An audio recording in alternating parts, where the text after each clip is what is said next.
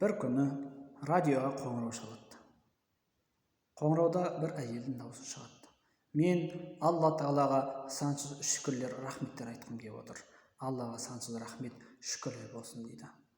Менің жағдайым онша жақсы емес, бірақ балаларымды бағуға да менің әл ауқатым жетпейді, күшім жетпейді, оларды баға алмай жатырмын дейді. Сонда да Алла Тағалаға менің әрбір уақытым үшін, әрбір минутым үшін, әрбір секундым үшін рахметтер, шүкіршіліктер айтамын дейді.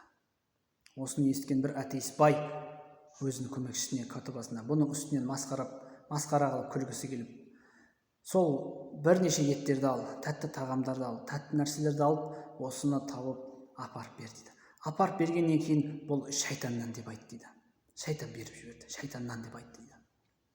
Әлгі көмекшісі бүкіл заттардың бәрін алып, әлгі әйелді іздеп тауып апарып береді. Сонда әлгі әйелдің қуанғаны соншалықты Раббысына көптеген шүкіршіліктер айтып, көзіне тіпті жас алып жылап жібереді.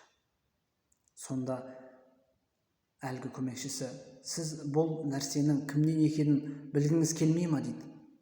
Әлгі әйел болса, жоқ, бұның ешқандай маңызы жоқ. Мен оны білгім де келмейді. Алла Тағала бұйыратын болса, шайтан да Аллаға бойынсынады дейді.